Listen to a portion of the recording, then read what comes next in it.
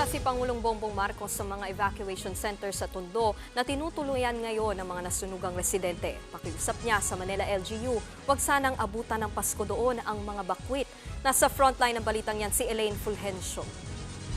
Mag-iisang linggo na sa Delpan Evacuation Center ang mga residenteng nasunugan sa Isla Puting Bato sa Tondo noong November 24. Higit 2,000 pamilya ang nawala ng tahanan. Kabilang dyan si Nanay Vilma at 5 niyang anak. Ang hiling nila sa Pasko, wala po kami nailigtas po. Katawan lang po namin, ililigtas po namin.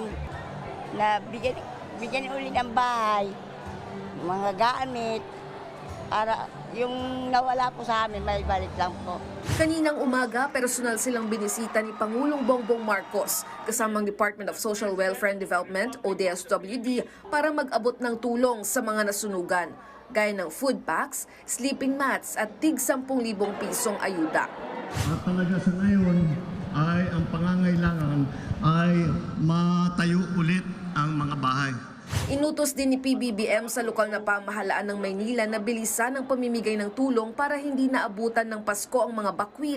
Pag kayo ay hindi pa namin nauwi, pagdating ng Pasko, ako ay pupunta rito, magpapapati, magme-Merry Christmas tayo sama-sama.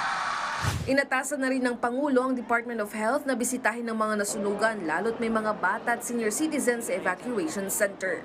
Nagbabalita mula sa frontline, Elaine Fulgencio, News 5. Mga kapatid, Nikki de Guzman po, iba na ang may alam at may pakialam sa panahon ngayon. Para sa tuloy-tuloy na balitaan sa Frontline kahit weekend, mag-follow at mag-subscribe sa social media pages ng News 5.